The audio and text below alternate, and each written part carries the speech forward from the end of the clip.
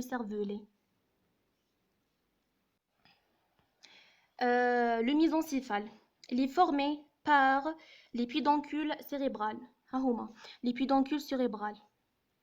Elle est formée par les pédoncules cérébrales dirigées dorsalement et latéralement pour plonger dans chaque hémisphère cérébral. C'est-à-dire, les pédoncules cérébrales se dirigent dorsalement et latéralement pour se finissent au niveau des deux hémisphères cérébrales. Les pédoncules cérébraux sont séparés par la fosse interpédonculaire. La fosse interpédonculaire, située au milieu des pédoncules cérébraux, occupée par la substance perforée postérieure. La partie inférieure de cette fosse interpédonculaire, au bord médial des pédoncules cérébraux, naît le nerf oculomoteur 3. C'est-à-dire au niveau du mésencéphale, on retrouve les deux pédoncules cérébraux. Les deux pédoncules cérébraux. Entre ces deux pédoncules cérébraux, on retrouve la fosse interpédonculaire. La fosse interpédonculaire, la partie inférieure au niveau du bord médial du pédoncule cérébral, sort le nerf oculomoteur, le nerf 3. À cet endroit, on retrouve les deux reliefs du tubercule mammillaire ainsi que la tige pituitaire. Les tubercules mammillaires circulaires ainsi que la tige pituitaire, c'est-à-dire la tige qui prolonge l'hypothalamus ou l'hypophyse. La face latérale qui est entourée du pédoncule cérébraux, bien sûr, entourné par le nerf 4, le nerf à la partie latérale du deux pédoncules cérébraux contourne le nerf 4, le nerf trochléaire, le seul nerf qui a une émergence postérieure, c'est-à-dire les nerfs اللي عندنا عندهم une émergence antérieure sauf le nerf trochléaire. On passe à la face postérieure du tronc cérébral. On commence par la face postérieure de la bulbe.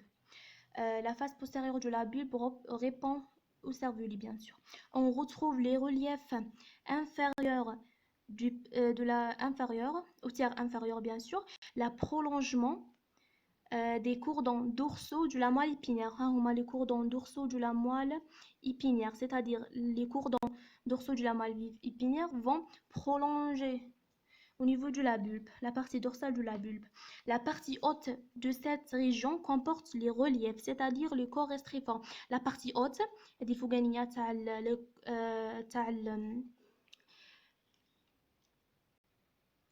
la partie haute de cette région comporte les corps restriformes, c'est-à-dire le noyau du Gol et du Burda, ou les noyaux graciles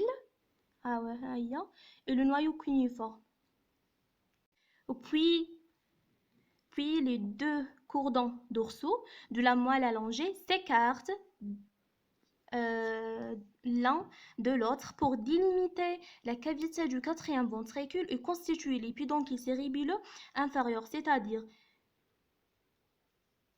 les deux cordons dorsaux de la moelle allongée s'écartent l'un de l'autre pour délimiter la cavité du quatrième ventricule et constituer les pédoncules inférieurs, les pédoncules cérébraux inférieurs.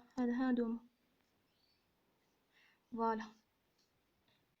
Et l'étage protubérantiel visible uniquement après l'ablation du cervelet. C'est-à-dire il n'est pas visible sauf après l'ablation du cervelet, constitué par les pédoncules cérébraux supérieurs, obliques en bas et latéralement, et dont les bords médiaux donnent insertion au relief du tissu nerveux, le voile médulaire supérieur, ou là la valvule de Wissens. Constitué par les pédoncules cérébelleux supérieur. Les pédoncules cérébelleux supérieurs,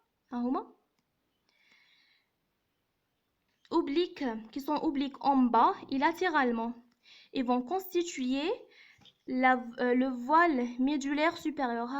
Le voile médulaire supérieur ou la valvule du Wissens, qui constituait une partie du toit du quatrième ventricule. L'étage mésencéphalique répond à la lame tactile, la lame quadrijumelle formée par le cloculus supérieur et inférieur ainsi que prolongé par les bras du cloculus. Le cloculus supérieur et inférieur, supérieur et inférieur, prolongé par les bras du cloculus supérieur et inférieur, ainsi que les corps géniculés internes et externes. Les humains sont des formations situées juste au-dessous